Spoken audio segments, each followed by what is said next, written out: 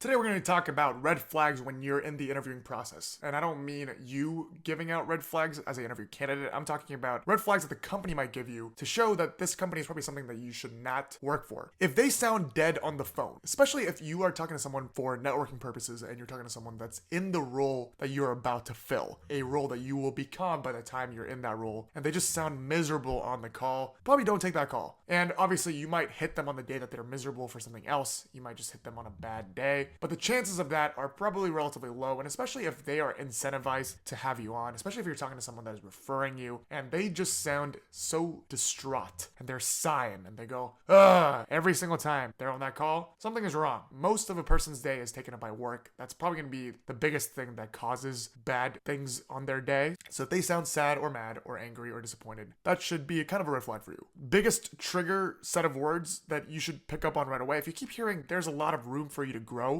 there's a lot of room for you to grow. Red flag. A lot of room for you to grow loosely translates as we're probably going to pay you a little less or a lot less, but you're going to have a lot of growth through this company. That could be true, but capitalistic equilibrium of cost/benefit, the company wants to pay you the lowest they can to get the maximum output. The best way to do that for them is to make you believe that you have a lot of room to grow. They can only offer you this much, but eventually the return that you're going to get by working at this company is going to outgrow the difference that you could have made somewhere else. Know your worth. Obviously, if you really are an entry-level position and you have nothing to offer, there probably is a lot of room for you to grow. But let's say you have 1 or 2 years of experience and they keep saying a lot of room for you to grow, a lot of room for you to grow. And when you ask about the severely low wage and they just keep saying a lot of room for you to grow, red flag. Go on LinkedIn, go on their company page. Look at the people that work there currently and look at the people that have worked there previously. This is going to sound a bit pretentious, but I think this is a pretty good first level filter for understanding. Look where the people have worked before and where the people that have worked there previously work now, how long that they've stayed at each phase of that company, what schools that they went to, what roles they are having at that company. This is going to tell you a lot about that company turnover, the company's culture, if there really is a lot of room for you to grow, and whether or not you're going to have great mentorship and team dynamics once you enter, because you might be thrown into a ball of fire with knowing nothing along with other inexperienced people that can't really teach you much. That is probably the worst place to be, especially in a new role, new company, especially at an entry level. You want to be somewhere where there's a clear path upwards, there's a clear path of understanding who to learn from, what to learn, and the role that you're designated. And you can tell a lot from that from the LinkedIn profiles. This is not really a red flag, but something to keep in mind. Are you talking to an internal or external recruiter? If you're talking to an external recruiter, so a company that is hired by your company to hire you, then they're not necessarily incentivized to curate the best candidate for the best job. They could kind of care less whether or not you get the job of your dreams. They could kind of care less whether or not the company gets the candidate of their dreams. Their goal is to find people for that role, fill it in, get them hired, and take that percentage.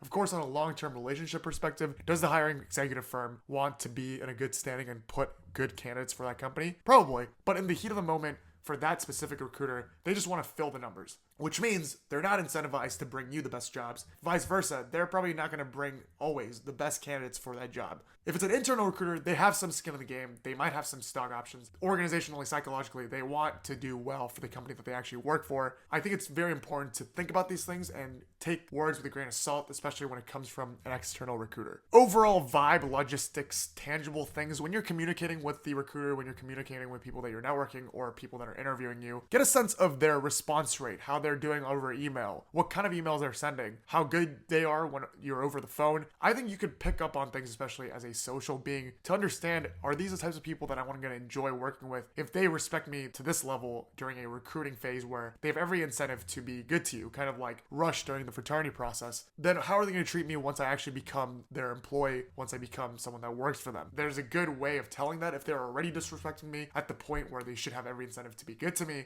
then they're really not going to treat me well by the time that I'm actually an employee and on their payroll. Think about those things. If you keep hearing we make it up with the culture, or if they over highlight culture, but it seems to be like they're overcompensating for other bad things like the company not doing very well, them not paying you very well with the culture emphasis, red flag, whether we like it or not. And of course there are exceptions, but companies that do well, that have an overlying good sense of direction with great leadership and are paying well, are going to have good culture. Bad culture obviously comes from top, bottom, and also bottom, top, and there is an underlying level of where the founders have laid the groundwork for culture. But positive vibes equals positive energy typically equals positive culture. If they keep trying to compensate for things that are clearly lacking, like a low sense of pay, terrible benefits, lack of company direction in general, and they say the culture is great, something's probably wrong. Also, something to highlight, just because the company wide is known for good culture doesn't mean the group or organization within the company that you're joining has good culture, and also vice versa. So make sure, if you can, explore the exact role and the group that you're joining, the team that you're going to be part of, without having the entire company vibe influence your decision. Lastly, this is kind of an obvious one, but check Glassdoor. Glassdoor is a very good source of information. Make an account which allows you to access all the reviews.